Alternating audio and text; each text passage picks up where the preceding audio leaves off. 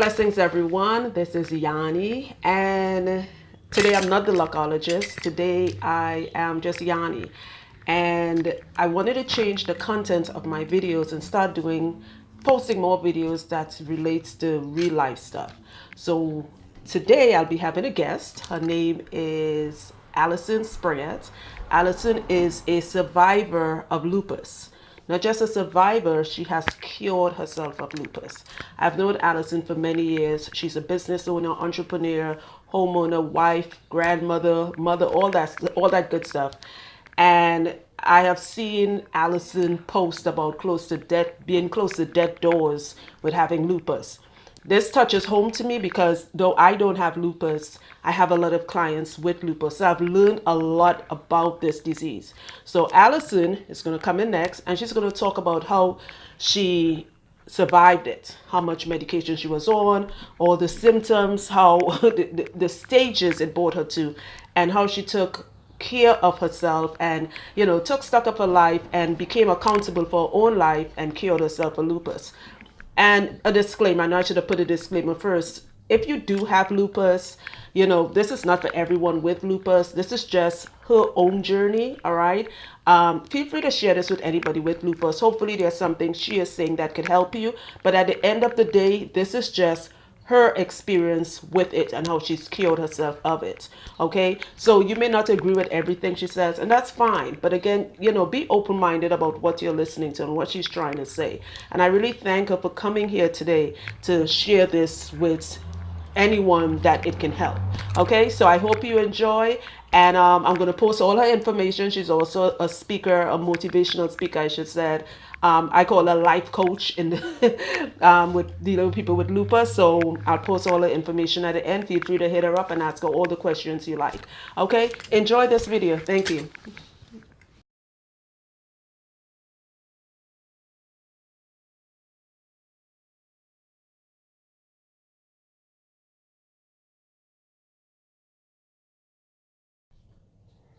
Okay, so hi Allyson. Thank you for joining me today. Nope, thank you for having me. Oh, we've been meaning to do this for years. We've been talking about it for a long time. A long time. Okay, so who are you? What's your name? Who am I? Let's see. Okay, my name is Allyson Springett, and I am 54. Young. 54 years. No, I have 54 chapters. There we go. You know what? That's not even true. I have 55 chapters. There we go. How could I forget I had a birthday last month? Wow. Yeah, that's who I am. That's who you are. Okay, and today we'll be talking about lupus. Yes. You are a survivor of lupus. Yes, I am. Yes. And I brought you here because it's been a journey. We've known each other for years. For a long time. I saw you sick where you could have barely text or type and you were in bed dying and you always posted what you were going through. Yes, a hot mess. A hot mess. And then next minute I was like, and you hit me up and you was like, Yanni, you told me, we were trying to talk more about that. Right. All right, so let's start from the beginning. What is lupus? For the people who heard about it or heard the medical condition but really have no clue what lupus is. Okay, so I like to speak in layman terms and I use my hands, That's so fine. forgive me. I'm very animated. Go ahead. Lupus is an autoimmune disease where your body literally attacks itself. So I always equate it to like a gang war is going on inside my body over territory. And the territory is, my girth. Your girth. My girth. So it's like as if, the Bloods and the Crips is in here and they're like, okay, no, we're going to fight. It's a war. It's a war. And then the police just come and say, well, we don't know who's the good guys, who's the bad guys, so we just fighting everybody.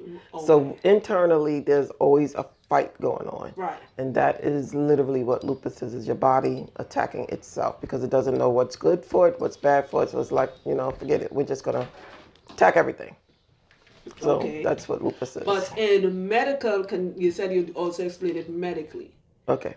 So again, in medical terms, lupus is an autoimmune disease where your antibodies and anything that's meant to fight disease, they fight everything because they don't know the good or the bad. Good or bad. Because we have good and bad in us. We have good and bad bacteria in us. Very true. We have things that are there to fight for us. And it can't distinguish between the two, so it sees its own body as foreign matter, and it feels like it needs to get rid of it. Wow. Okay.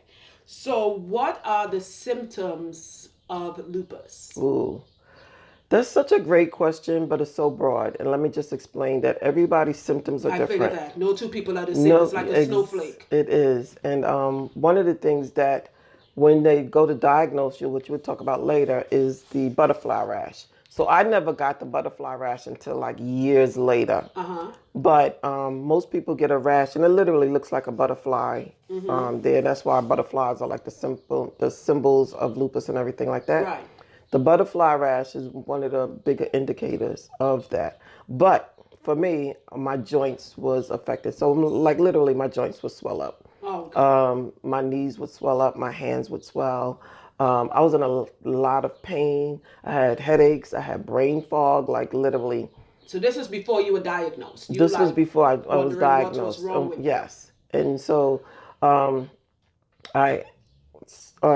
thinning hair is a symptom. Dry, thinning hair. People hair is shedding when they wash it or they put it in the hair, and it just starts to break. It just becomes very brittle. And those are types of symptoms. You know, you see people with bad skin rashes, or they look like sometimes people skin look like as if it's burned. I've seen it. Yeah. So there's a lot of symptoms of it. For me, mine was all internal. And you couldn't see my pain, but meanwhile, you know, I'm walking around here like I can't move. And you're suffering. Just please forgive me. I just can't move this minute. Right. So they would literally lock up. My joints would lock up, and I would not be able to move. Okay. When were you diagnosed with lupus? Okay, that's another great question. Okay, back in 2000, the year 2000, I was diagnosed with hypothyroidism. Do they go hand in hand? And yes, because they're both autoimmune diseases. Yep. So they took out my thyroid, and my symptoms still progressed worse. And I was, again, a hot mess. Right. And in 2002, I started doing a lot of research on it. I went to, my cousin was in the hospital for it, and I was asking my aunt, well, what are her symptoms? And I had like 16 symptoms. Right. So I personally went to my doctor and said, my cousin has lupus. Do I have lupus? Right. And he was like, no, because you would have butterfly rash. And I was like, well, but I got all these other things going on. Right. And he sent me to rheumatoid arthritis, and they took tests.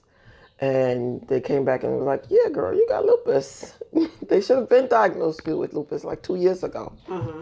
And so I've been dealing with it ever since. So between the lupus and the hypothyroidism, I've been dealing with since 2000, and that happened in 2002. Okay. What are some of the medications, because they did put you on medication. What are some of the medications that you were put on? Okay. So I was originally on prednisone. Oh, and that's a steroid. Yes. Oh, that makes you swell up like a bullfrog.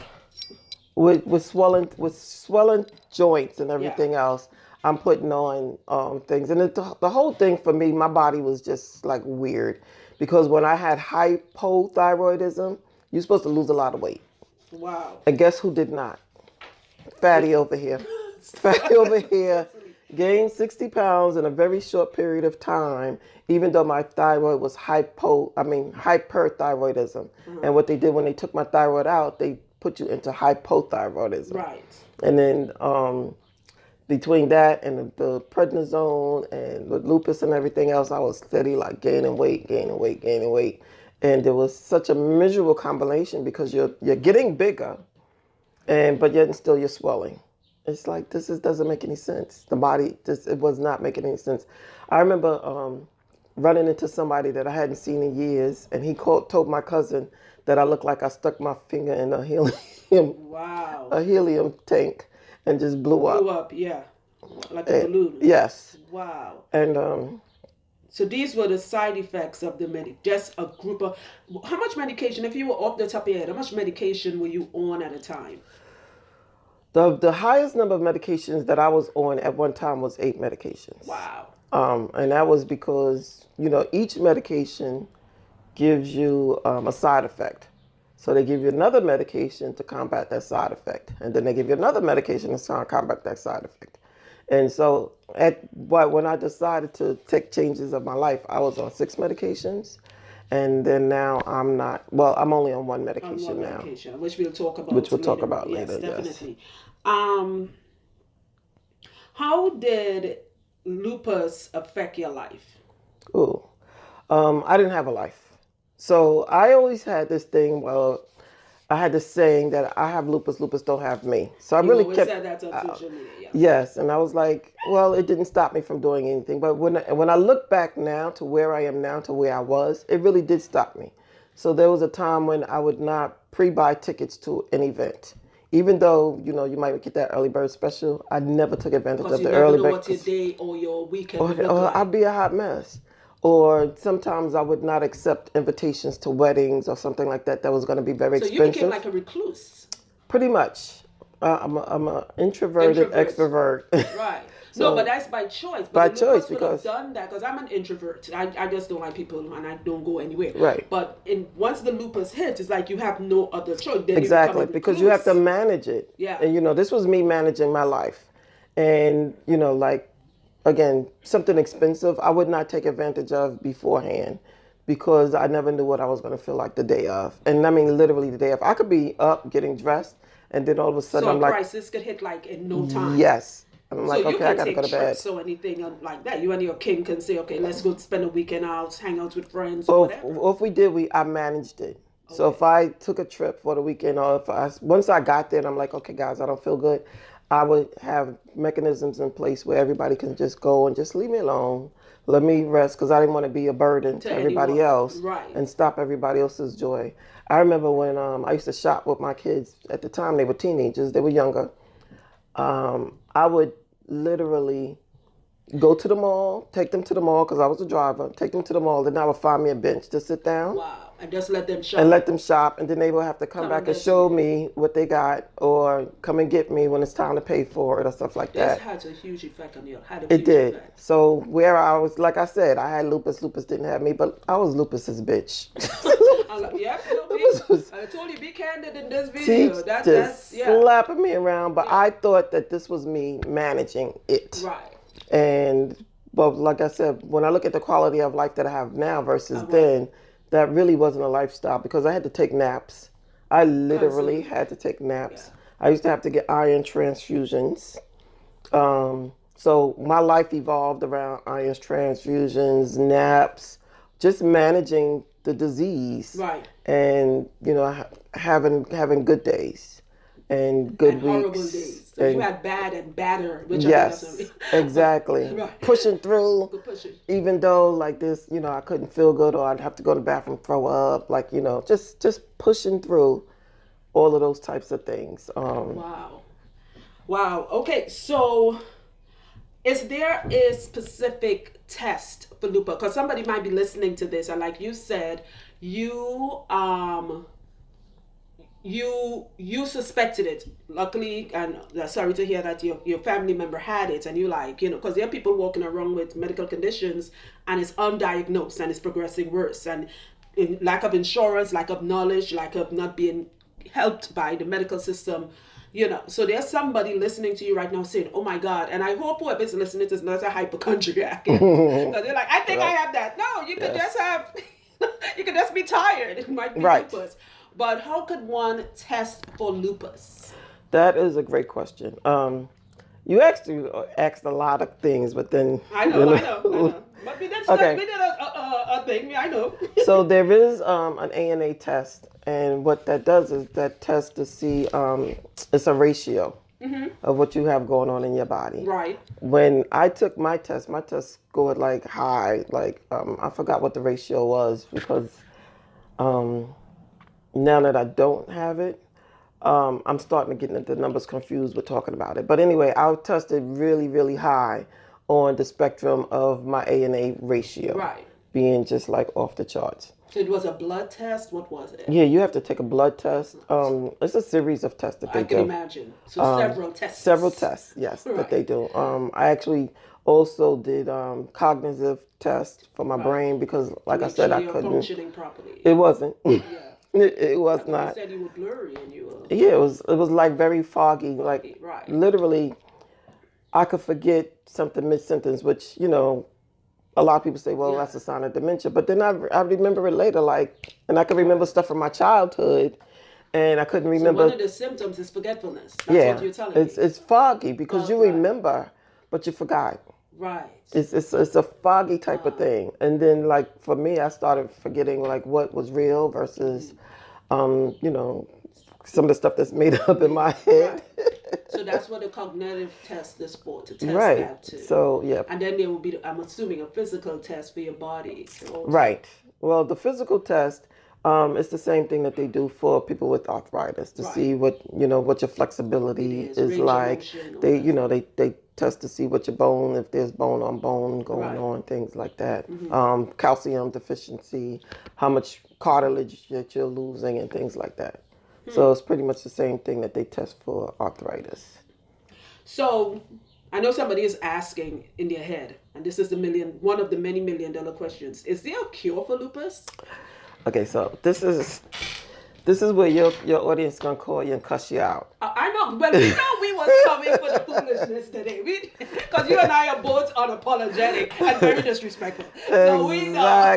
So people with lupus want to tune off now and be like, they're talking some BS. Yes, I don't want to hear it. Yes. This woman is a walking inspiration. So I hope the people who want to hear this video listen. Is there a cure for lupus? Not what you think first. There's two parts to this. Yes. Okay, so every doctor is going to tell you there's no cure for lupus. So, and I say bullshit. I call bullshit. Because I consider myself my own self a healer, because I cured myself of the lupus. So let me just go backwards to this. Every doctor that I've been to, and I've been to several, I still have my same doctor for 18 years, but through the course of time, I had to go to different doctors and different specialists because the disease was progressing. So back in 2017, I was at my worst.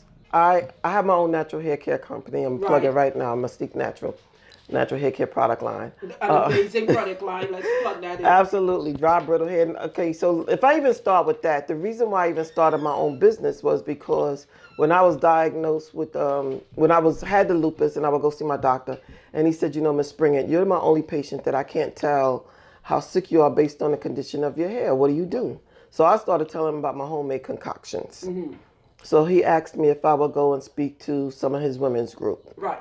And the women's group, the first time it was like 10, 20 women there, and the next thing you know, it was 50, 60. And then after a couple of months, it was like over 100 women would come there to listen to me speak about hair and how I kept my hair through, even though I had this disease. Right. And at the same time, I sold technology. So I was considered successful. I'm air quoting that, successful, because success to me is a state of mind. Right. But on paper, I was considered successful. Right. Making over 6 figures, doing pretty well. All of this with lupus. All of this with this lupus thing. And so one time, this little old lady came to me and she put $25 in my hand and she said, look, I'm never going to make this. Bring me some the next time. Right. So after that, I'm sitting there complaining about my job. And at my job, they had this thing where we had to do what we do on the weekends. It's the get to know you type of thing on the job. And I wrote about what I do on the weekends with helping women, with their disease and keeping their hair and everything like that. And my boss said to me, you like that more than you do your real job. Right. And I was like, yeah, but my real job pays. This other stuff is not paying. So after that happened with the lady with the money, that's when I decided to turn this into a business. Right. So fast forward to now, back to where I was talking about with the cure. With the whole cure thing. So in 2017, I was traveling a lot for my business, promote my business. I did a lot of shows. I did a lot of trade shows. I was speaking. I'm speaking at schools. I'm speaking everywhere. But when I come back, like in front of the camera and on stage and everything, I did my thing. But then after that, I would go home and I would be so tired that it would take me 2 or 3 days to recuperate. So imagine that, 2 or 3 days to recuperate. I get home. My bags would stay packed for 2 or 3 days. I'm sitting on the couch. Yes, I'm sitting in the bed for 2 or 3 days. Nothing's getting done throughout the rest of my life. And then I would do that again, all over again on the weekends. So it was no quality of life. And in May of 2017, I was literally in the bed for 3 weeks straight. I remember when you posted that. I could not get up. I couldn't move. I remember. I remember that post. I slithered to the bathroom like a snake. Yep. My kids had to help me. It was just a hot mess. And that was May of 2017. And I got really, really bad headaches. My vision was blurred, and I was a hot mess. And being home a hot mess, I started watching Netflix. Of course, I was watching. I binge watched. And I used to make fun of people that binge watch stuff. I'm queen of binge watching. So this is me apologizing to all the people that I used to make fun of for binge watching. I need to see it all at once. Yeah, so that waiting a whole week for the show. So anyway, I binge watched like What the Health, Cowspiracy, Forks Over Knives, stuff, and I was like, wow, look at this. These you people, had like an epiphany. I did. Meanwhile, I'm laying in the bed, can't move. I called my husband up. I was like, bring home some this and that, and some spinach and kale and all this other stuff. Mind you, let me just tell you, I went to see nutritionists. Okay, so I feel like I'm all over the place right now, but because it's all related. Right. So I went to see a nutritionist, and I was paying them, and my insurance was paying those nutritionists, and I had to fire them because I remember one time they asked me. They told me to always keep Ensure with me. Don't make a face. And it was like, because I used to pass out too. Another thing is I used to pass out like for no reason. Oh, I'm hot in here. Boom, I'm on the ground. Wow. Oh, I'm hot. Let me go outside and get some air because I'm about to pass out. And actually, I was with you one time. Remember, we was in Newark, and I was like, okay, I'm like really sick now. That. We went to organize the event. Yes, and I was like really sick. I was like, okay, I got to get some air because I used to pass out, no problem. And it became such a thing where so anyway, the nutritionist told me to keep Ensure with me. So I used to keep Ensure with me.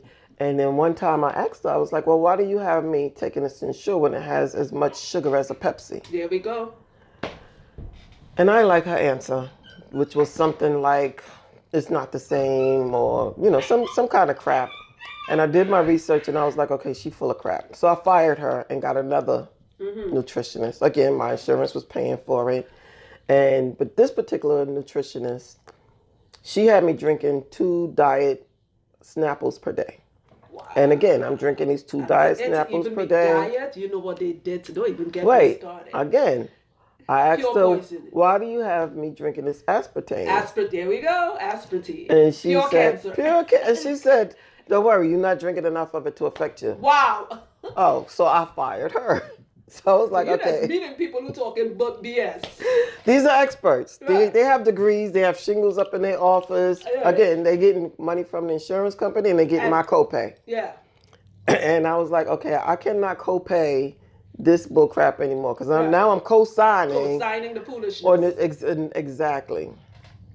And meanwhile, I wasn't getting any better either. You're getting worse. So I'm like, it just does not make any sense. And I was like, Allyson, but you have common sense. Yeah. You may not be the brightest bulb, but you have enough to but you got common sense. Life. And I started doing my research on this stuff and everything else. So then, like I said, I'm watching all of these shows, and I was sick. I was so sick, and then my face literally looked like I used to roll around in an ashtray because it was so ashen looking, and my skin looked like as if I was playing in ashes, like all day, like I worked in a coal mine. Ready. Yeah, it's like, but too stupid to lay down, like my mother used to say. You're dead, but that's no, that's right. Just too stupid to lay down. Casket ready, right? And so I was at the doctor office. Mind you, I was on what the heck is the name of my medicine? It was just I know about it. Plaquenil. Mm-hmm. Okay, so I was on Plaquenil. I was on the highest dosage of Plaquenil legally allowed to prescribe. Wow. Okay, so let that sit in. The highest dosage legally allowed to prescribe of Plaquenil is what I was on. Right. And I was still getting sick. By then, I had pre-kidney failure, pre-liver failure. Again, walking around with this ashen face. From being on dialysis just a hot mess. Yeah. And when I went to the doctor, he was like, oh, this is what we're going to do. And he was excited, too. He's like, this is what we're going to do. we're going to lower down your dose of Plaquenil, and then we're going to add methotrexate. I was like, what the hell is methotrexate? Oh, it's the same thing. It's like chemotherapy in a pill form. Wow. And he said it again, excited. Like, I'm supposed to be excited about this. So to poison you so much. So I'm like, oh, wow, doctor, that doesn't sound exciting to me. And he said, yeah, but this is the life of a loopy. Yeah. You know, you don't get better. You get progressively worse. What we do is we manage your system. Yeah. And I'm like, that's not working for me. So I said, doctor, this is like a bad boyfriend. Yeah, an abusive man. That's what I see it as. Yeah. This is a bad boyfriend. Yeah. I said, if you was my boyfriend, I'd have to quit you. Yeah. We're not progressing. I've been seeing you for 18 years, and you ain't married me. we haven't gotten any better. Our relationship haven't gotten. Matter of fact, I've gotten worse since dealing with you. Every few days he beating you up. Exactly. I said, this not work. This is an abusive relationship, and I need to quit you. So he laughed because, I've known him for so many years. He thinks that I'm cuckoo for Cocoa Puffs anyway. Right. And he said, so what you gonna do? And I said, I'm gonna go plant-based. And when I said it, I didn't mean it. When I said it, I was just blurting shit out. Yeah. Just diarrhea out of the mouth, which I get sometimes. But when he said it, he was like, oh, miss, you can't do that. You're not gonna, where are you gonna get your protein? This is... Which is the biggest myth. I don't even want to get started with that foolishness. Girl, wait. He was like, you can't do this. And, it's going to be worse and blah, blah, blah. And mind you, I was seeing a nutritionist and had me eating healthy. And then I said, well, because he's older than me, I said, in all of your years of practice, how many patients have you treated for protein deficiency? And he said none. I was like, okay, so then I'll be your first. If I not getting enough protein, then I'll be your first. How about that? Yeah. So again, he thinks I'm nuts. So I said, this doesn't make any sense. So I said to him, this is what we're going to do. Because this was in August of 2017. I said, I'm going to do this plant-based thing to the end of the year. And when I come back in January, if I'm worse, then I'll take your little nasty-ass methotrexate, because that's the way I talk to him. Yep. If I'm better, then you have to start recommending plant-based. If I'm worse, then I'll take your little nasty-ass methotrexate. Right. I'll take my dive down to this. Yes, my dive down to this is the bottom of the sea that I'm gonna go to, and I'm just gonna be sick, and I'm just dying. You're gonna accept it. I'm just gonna accept that I'm dying. Right. This slow and painful death. Mm-hmm. So he's like, I made him pinky square. Yes, bet. So when I walked out of his office, I was like, holy shit, what does this mean? And I didn't know what it meant. I didn't know about food, nothing. So I said, well, I do know how to make a salad. So I'll make myself a salad, and I just won't put any meat in it. Right. So that's how I started. Going plant-based. And that is how you cured. That is exactly how I cured. When I went back to the doctor in February, I couldn't go in January because I had an appointment in January, and it snowed. Right. And it snowed for like a week straight. So by the time I got to the appointment with February, he took my test, and by then I was down like 30-something pounds too. Right. Yeah, you were bigger when I saw you like 7-8 years ago. Yeah. And he took all the tests that he normally takes. And you're not protein deficient. Not protein. Not only am I not opposite. Exactly. But okay, so I mentioned that I used to have iron transfusions, right? So now I don't have to have any iron transfusions. So you get iron from your plant. Exactly. And I was anemic since I was 14 years old. Yep. I tell people that. Since I was donate 14, blood because I'm plant-based also. Since I was 14 years old, I had to have some type of iron, supplements. And iron supplements constipate you and things like that. That's what I tell people. And it's like, now my iron level was normal. Everything was Everything you beat the odds. Was normal, except still the thyroid. And that's because I let them remove it. Right. That's my one regret in life, because I know that if I would have just not let them remove it, I could be cured from even the hypothyroidism. Exactly. But they can't cure. It's like if I let somebody take my leg off, I can't expect them to just grow it back. So a doctor will say, the average doctor will look at you and hear this story and say, oh, she's in remission. She's not cured. You consider yourself cured. Because there's a difference. Remission means it's just laying dormant for a little while. Correct. That's what I consider remission means. And you're absolutely right. Right. So even my doctor labeled me cured. So I went from having, was my stack of medical things down to like this.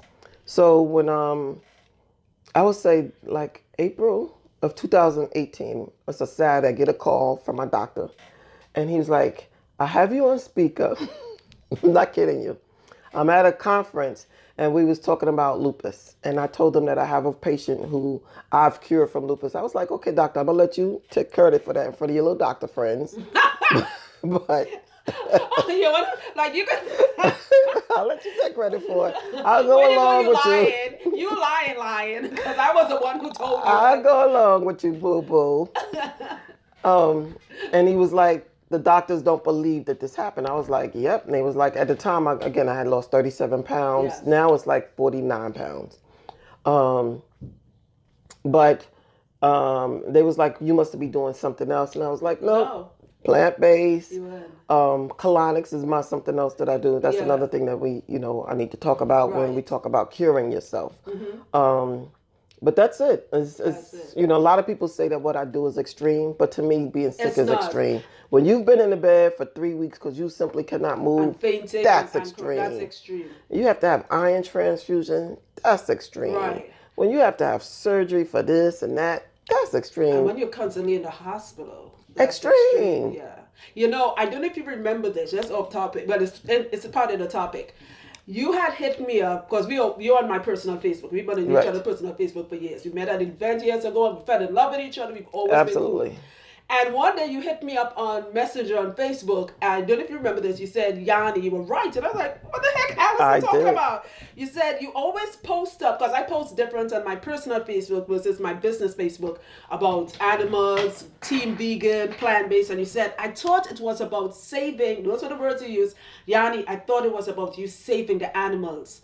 Yes, that is part of it, but this saved my life. Yes, and I remember that. Yep, and every 3 months you keep saying, I'm watching you getting better. Where when clients sit in my chair with lupus, I pull up my phone, you need to follow this lady. Like you did it. I needed to just chime that in, like she did it.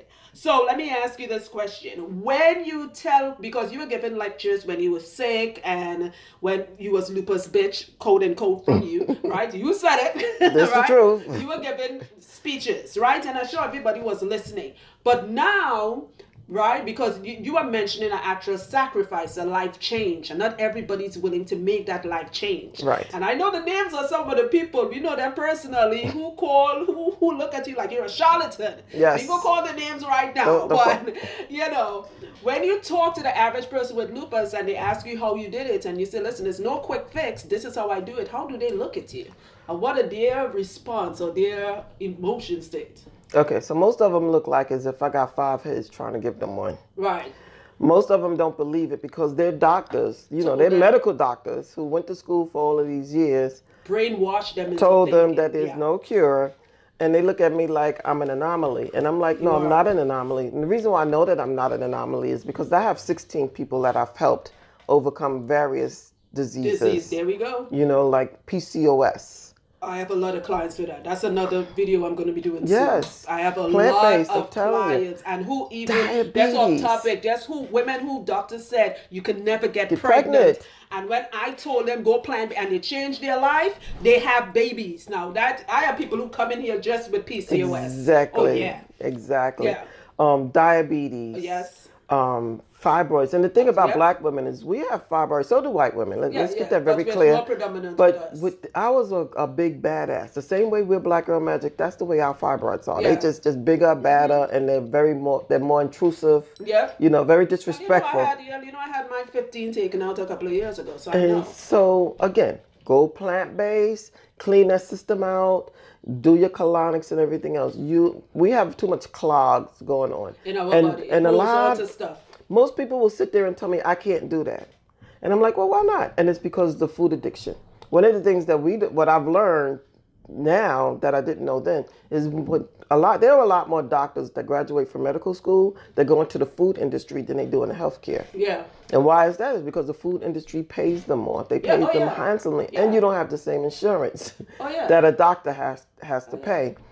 And what the reason was because they figured out that through your palate, They can make all types of Franken foods. That's why the food industry told doctors, pay them off, and told them back in the 80s that you need to drink milk for calcium. Exactly. And that's why today, a lot of people don't know that. You remember up in the 80s, 90s, they used to have those commercials, people wearing the milk mustache. Talking about drink milk. No, got milk, yes. Now you don't see that no more, because now people are waking up and they're like, okay, they're waking up. We need to stop lying with the milk mustache. Right.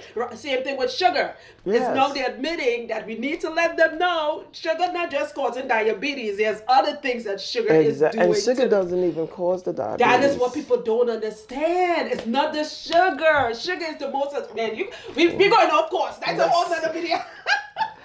But that's a part of the whole healing. You're right. Because once people start to change what they eat, and they realize that what they're eating really is killing themselves. Okay, so that goes back to the question you asked me, how people look at themselves. So one of the things that people don't realize, when I tell them this, they realize that they have to take ownership of what's happening to their bodies. Because you had to do it. I had to do it. I had to recognize my addiction.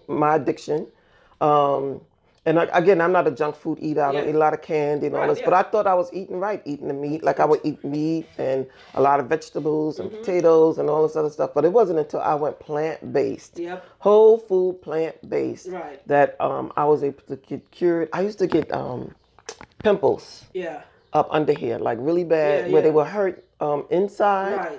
And I would bust them. Cystic acne. Yes, and I would bust them and go, poo, and all the pus will come out and everything. Now they actually got a show.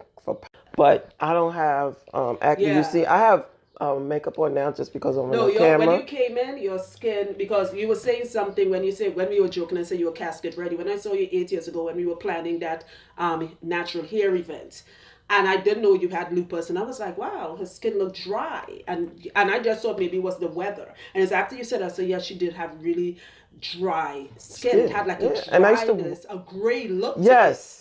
That's what it's gray. Like somebody took soot and just used a powder puff and slapped you a few times around your face instead of using makeup. Exactly. You're like, makeup, slap, slap, slap, slap. Yep. Yeah. Slap, slap, and it would be in patches. And there was another thing, like I could scratch my skin. Right. And then it would just be patches of skin stuff that's coming off and everything. But again, that's animal products because your body does not process it. Because we're not meant to eat. Because we're not. 80-something% of us are lactose intolerant. We may not go to the poop sooner, like right away, like what they call the real lactose intolerant. You're drinking milk as an adult that is meant for a bovine. Exactly. You never see a grown cow going and sucking another grown cow. We are the only species that still drink milk. And I know somebody watching this like, I don't drink milk, but you consume products that has exactly. Milk the dairy in with it, the cheese. We are hooked on ice cream. Oh God. You ever go into the ice cream section of a store? Hundreds. That was hard for me to give up. When I gave it up, I used to go by the fridge and just stand up there like a little doggy in the window. I'd be looking at Ben & Jerry's like, I'm trying to lick the fridge like I just... But at least Ben & Jerry's got a lot of dairy free options. Oh, this was back in the day. Yes, I've been vegan for many years. This was back in the day.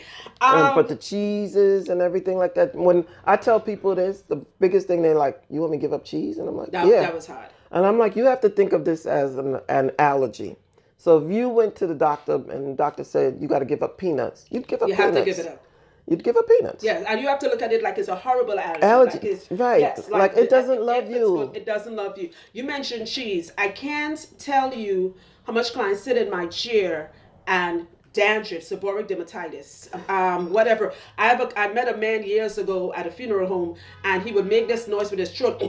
When he's scratching his throat. And I said, you consume cheese. He said, how you know that? I said, that is mucus in your body. I said, do you know cheese is spoiled milk? That's how you make it.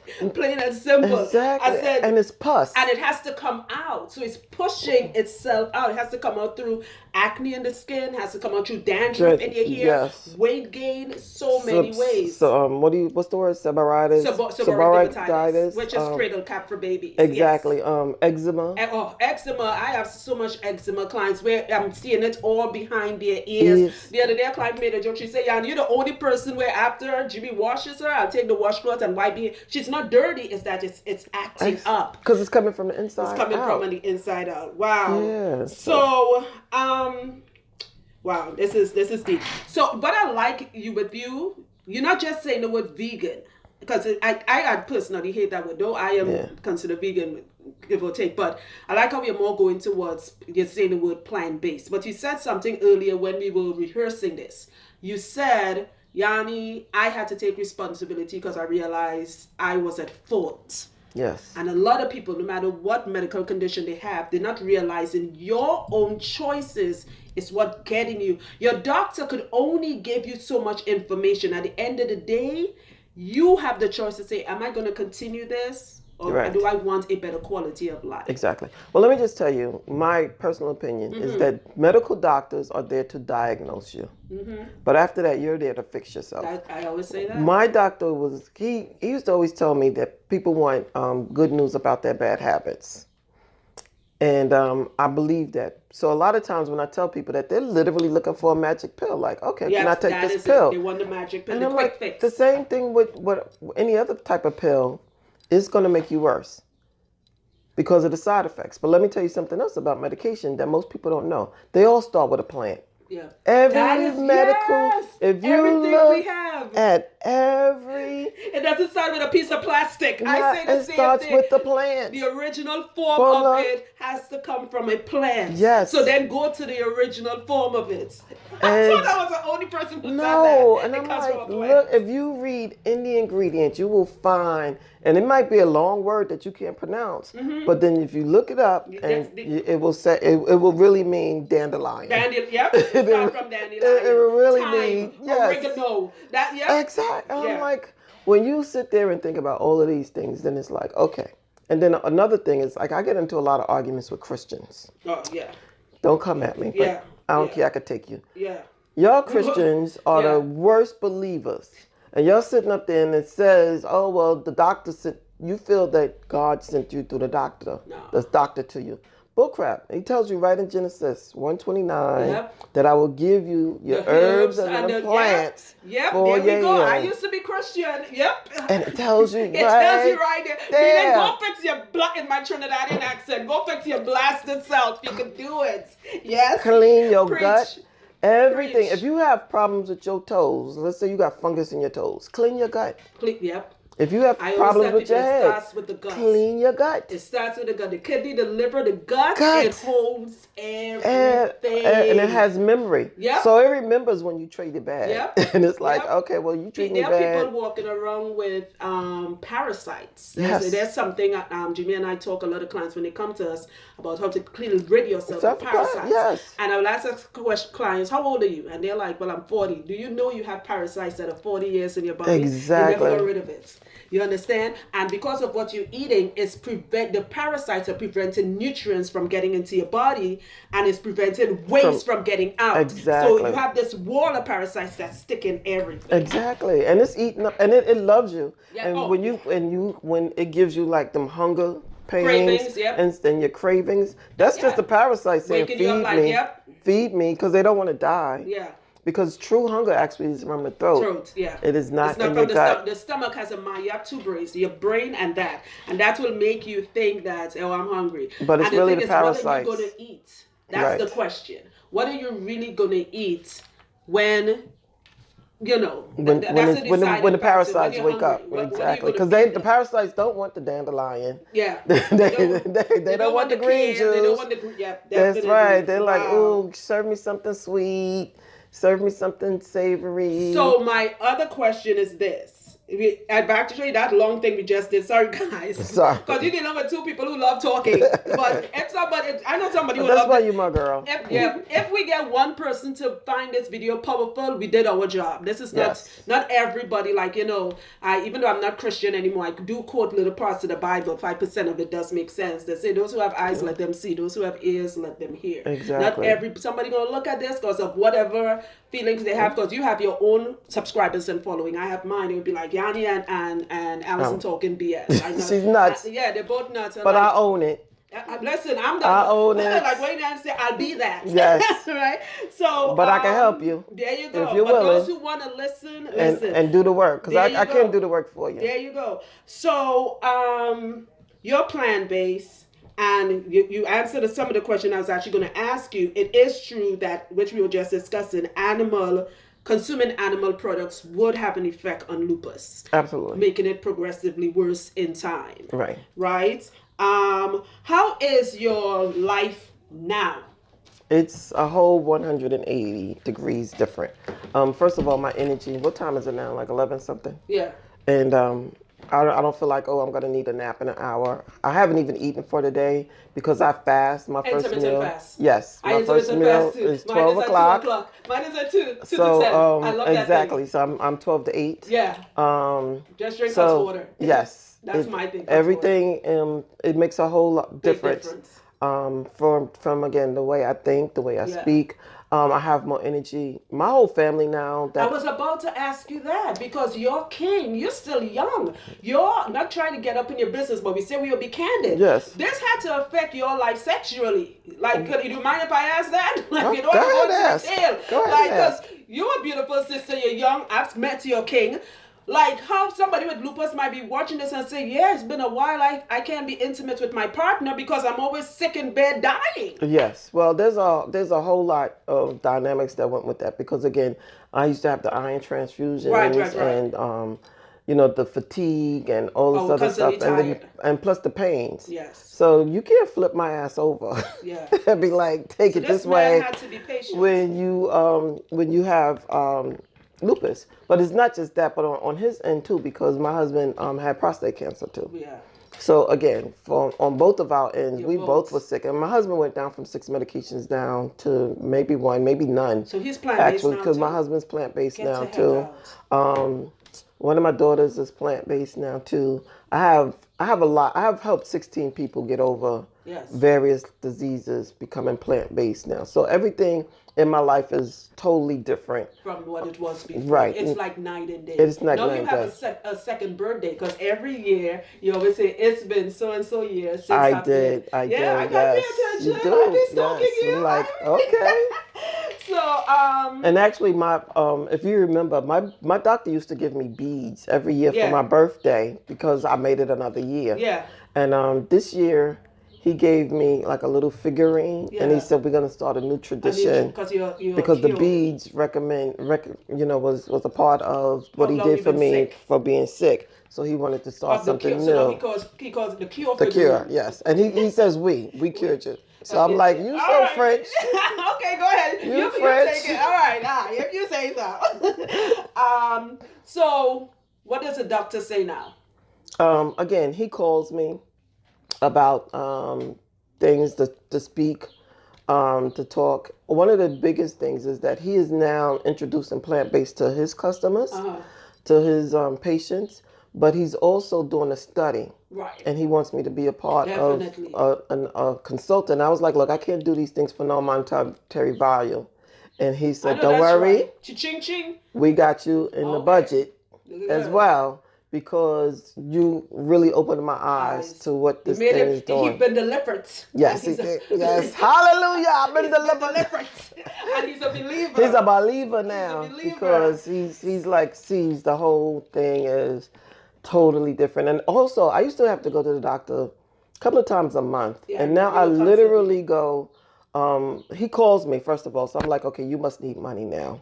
And the pharmacist called me too, like, you haven't picked up this prescription in so long. And I'm like, I would say that the FDA, the doctors, the insurance company is one big orgy. If there were people, there would be swingers. All of them. No, I'm serious. They all sleep together. I agree. Yes. Because I worked in the pharmaceutical industry. It's one big insurance, the doctors, the pharmaceutical companies. They're all in cahoots. Yep. Yes. Wow. And so he calls me for, to talk about stuff and what I'm eating. And how do I find this and things like that. He's been. Yes. So, in closing. We're closing already? Yeah. Because I still had to add my part to the front. So, in closing, what advice would you give to anybody watching this video that has been feeling under the weather, that there is a chance that they might have lupus, haven't been diagnosed yet, or just found out they have lupus? What advice would you give them? Okay, so there's several layers to that question. Anyone who has not been diagnosed, but you feeling like fatigue, you have body aches and things like that, all of those symptoms emulate different diseases. So fibromyalgia, you could have arthritis, you could have this, you could have that. It's when you have all of those symptoms together, I would recommend that you, when you next time you see a medical doctor, ask them to send you to a rheumatoid arthritis specialist or somebody that's specialist in lupus. I'm supposed to go see one too. I just haven't done it. And have them test you for an ANA to see if they have lupus. Make sure you use the word lupus because then they'll make sure that they test you correctly for that. Anyone who has been diagnosed with lupus, let's say you haven't been, or you have diabetes or any of those other sicknesses, I'm going to recommend highly that you go plant-based. And this is what I found. Like I said, I've helped 16 people do it. I found that the people that go cold turkey have better results than the people who transition. Okay. And the reason is, I think, is because once we're addicted. It's an addiction to food. You're working on, And I think that once you go cold turkey and you go through withdrawal, then you are able to handle it because you've gone through the withdrawal. Right. I find that people who transition have to keep transitioning through each withdrawal symptom that they go through. So if they give up meat and they're still eating dairy, let's say they become vegetarian, then their body goes through the withdrawal of the meat. And then when they go to withdraw from the vegetarian, from the cheeses or the dairy, then they have to go through withdrawal again. From that, and then from the fish, and then so on. And exactly, and a lot of people can't take that because now they're going through that again. And it's relapse. And they relapse. Right. So I find that the people that go cold turkey do a lot better. Okay. Also, I recommend that if you have any type of disease, that you do that. But if you are going to do the plant-based, do your research. And do your homework. And then also just have fun with it. But pick the foods that you like. So let's say you like spaghetti. Mm-hmm. You eat spaghetti. Find a vegan version of spaghetti. And you eat that. Yeah. Eat salads, eat greens. Add spinach to stuff that you wouldn't normally add spinach to. I add spinach to my macaroni and cheese, and I'm air quoting because it's not really cheese. Right. Start adding vegetables. If you're sick, you need to do this right away. Yeah. And I'm going to tell you, I had a person who kept saying, I'm going to do it, I'm going to do it, I'm going to do it. And then we spoke on a Thursday, and then that Wednesday she passed away. I remember when you posted that. I remember, I know, I haven't. And it still bothers me because, she was like, well, I'm just going to give up Kool-Aid. And that's what she gave up first, was the Kool-Aid. But, when you just look at, and it's like, she didn't recover from that. And she has too much going on. And I think as she gone cold turkey, because literally you'll start to feel better in a week. Yeah. It's a struggle. But it's how bad you want to cure yourself. Right, because how bad you want this. When I first went, I had really bad headaches. Again, I was used to being in the bed for a long time. So, and I was tired. But on the 6th day of being plant-based, my skin broke out. Yeah. Like big your body is pushing pus. I mean, like I could do like this and because but your body was pushing out everything. And what happened was I spoke to this guy Des Seeley. If you want to follow somebody, his name is Desaline Seeley's on Facebook. And I called him. I was like, look, my skin is broken out up under my bra. Right. All of this was just raw. Yeah. It was gross. Like what is going on? And he was like, you need to cleanse. He was like, your body is cleansing faster than it's eliminating. So you need to take an enema. So that leads me to why I said the colonics. So I took an enema and the next day my skin cleared up. Wow. But I go for colonics too because that gets all of that stuff. Well, I recommend you go at least 3 times or 4 times a year. Okay. But when I first went, I went a couple of 1, 2, 3 weeks in a row because again I was so sick, and I need to eliminate. I gotta get this stuff out of here, and that's what I did. But somebody who is regular, because I'm a regular person, I'm never backed up, right? Would somebody who's regular still need a colonic? Yes. Okay. And because that was my misconception. I thought because I'm regular, I don't need it. Yes, because this is your like wormy. Yes, but there's pockets that it hides in. And it just stays there because the nutrient, it's blocking the nutrients from getting down there. And then your body is not contracting the way it should be. And then so it's stopping you from going. So you will find that what you put out is not exactly what you put in. Yeah. So you're regular, but you still not right. eliminating a whole bunch of stuff. There's something, and you chime in here, what we need to tell people, and this is a whole separate video I will do in the future. One of the misconceptions of going plant-based is that when you're plant-based, your food tastes like cardboard. Oh, you know man. how much times I posted food Jimmy and I Me eat. too. You too. You just have me eating my phone. That's the first time you're like, why's the phone in your mouth? Because she posted some good shit. Like, and she doesn't even, we look healthy. We don't look anorexic looking. That's a huge myth. Another thing, even though I'm plant-based or vegan, whatever you want to call it, I effing hate salads. I do not eat salads. Salads is for birds. The Trudy in me, I want food. And I'm saying this to say, if you want to go plant-based, first stop that myth. Don't let anyone tell you that you cannot get protein in plants. And I'll break this down really quick. You chime in too. I'm gonna let you talk. This is how to stop that stupid logic. Because it's right? bull. It's all bullshit. Crap. The average person only eats poultry, which is feathery stuff, chicken and turkey, right? Fish, seafood, right? I think that's about it. Oh, and red meat, pork and whatever, right? So that is animal protein. There's over 88,000 plants on the planet, right? With protein. More protein. And not only that, just look at the animals. Look at the animal kingdom. Everybody think lions and tigers are the largest. The largest animals in this planet that white people have made extinct, right, are all plant-based. Yes. Elephants. Cows. But look at the prehistoric animals. Exactly. T-Rex was not the largest. Exactly. The larger ones were all plant-based. So that is the first myth. Our teeth are not made. Was not made. One of the things they taught you when I studied human and social biology, we have canines. We don't have canines. We just have one to say if you want to bite into an apple or something. Right. Our teeth are not made. That's why our jaw, when we chew or masticate, we go in circles. Right. That's we don't why chop down. And now that's why our whole intestines is so long. It's also. Just look at the anatomy of our body. We know we are not made to consume animals. Because let me tell you something. This is one of the things that get me. Because a lot of people that eat meat says, why do you always try to make your plants taste like meat? And I say, you know what? That's bullshit. Yeah, y'all all are trying to make your meat taste like plants. Because that's why you eat rosemary chicken. Yep. That's why you eat orange chicken. That's why you add the seeds. That's right. I said, I could go to an, matter of fact, I was in Bali. And I said that I wanted some coconut water. And the guy came, he went and got a coconut. And he took the top off, stuck a straw in it. And I was able to have my coconut. Can you do that with a piece of meat? There you go. Can you just look at that chicken and then just grab that piece of chicken and stick a fork in it and eat it? No, you have to you have to cook it. You got to kill it, cook it, season it up and all that other stuff before you can eat it. I don't have to do all of that. I can literally have food on my table in 20 minutes. If I walk in my house at 5 o'clock, by 5:30, we're able to eat dinner. I don't have to wait for food to defrost. Exactly. And I season my food. Yeah. And not only that, you still love to eat. Yes, because I'm still a foodie. I'm a huge foodie. After you leave here, we're going to get some Indian food. Oh, wait, I need to be going with y'all. There's other things that we eat that's not so-called vegan, like Thai food. Yes. I love Thai food.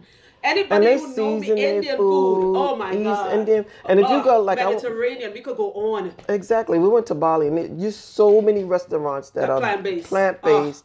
Right there in the restaurants, there's countries where the whole country and the whole town, towns where the whole town is plant-based, or they eat very few animals. Meat, and they're healthier. Their teeth look amazing. Their skin look amazing. They live to be Ethiopians. 100. Yes. Most of their food is plant. I love Ethiopian food. The list goes on. Exactly. So we just wanted to and they're not maimed and crippled. I'm sorry, because we here in America, we might live that long, but most of the time we maimed and crippled. And not only that, when we our quality of life, should we live that long, is not good. You're a senior, but when you open up your medicine cabinet. Exactly. If we've made sick normal, we've normalized sick. Yes. If you sit there and you go to a table, have 6 people at the table, right? Over 50. I will even say over 40.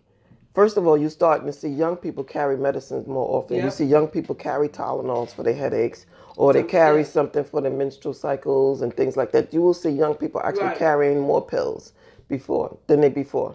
And then, but if you start talking to people over 50, ask them how many medications they're on.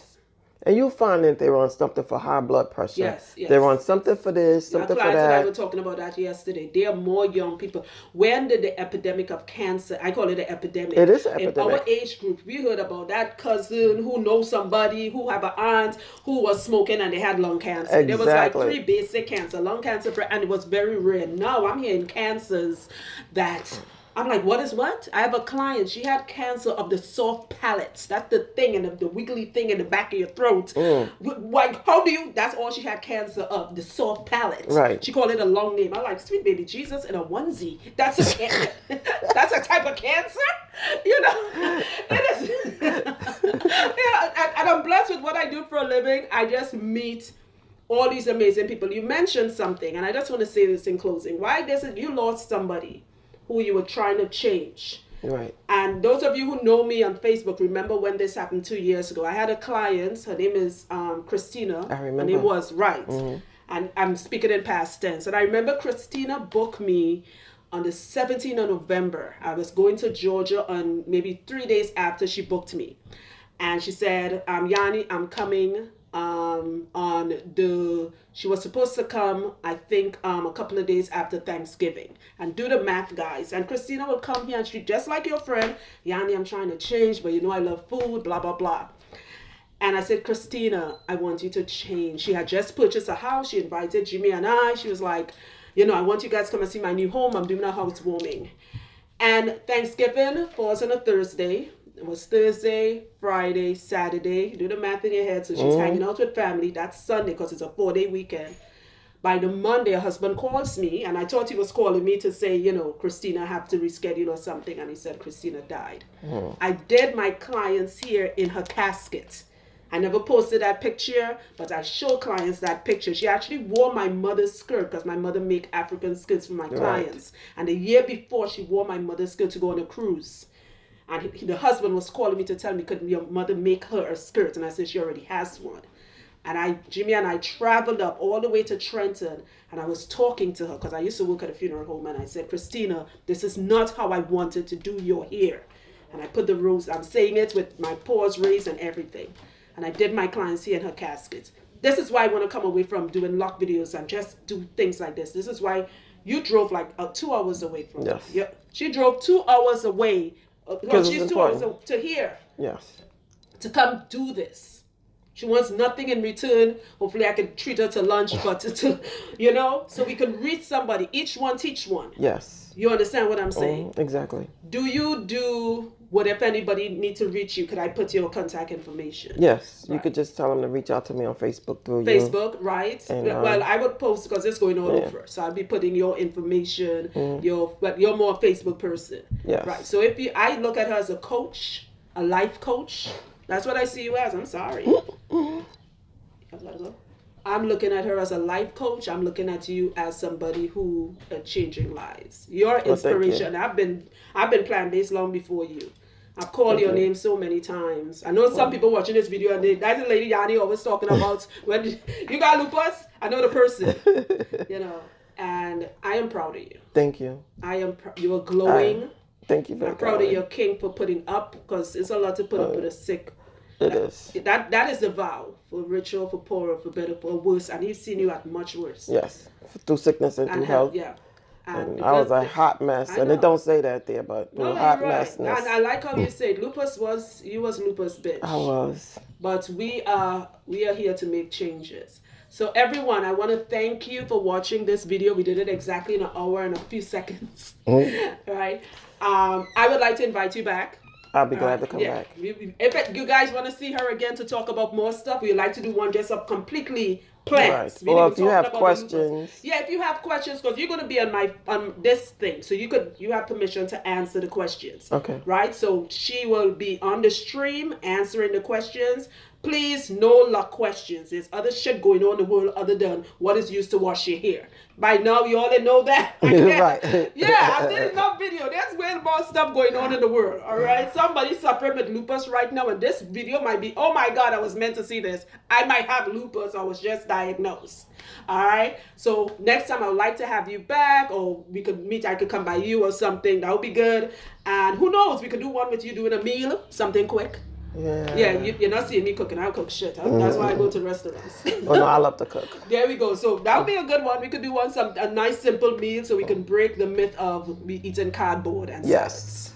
That would be good. All right. So we love you guys. Thank you for watching. And please free to share this video. Tag somebody in it. Save somebody's lives. All right. And thank you for having me. No problem. I love you. All right, guys.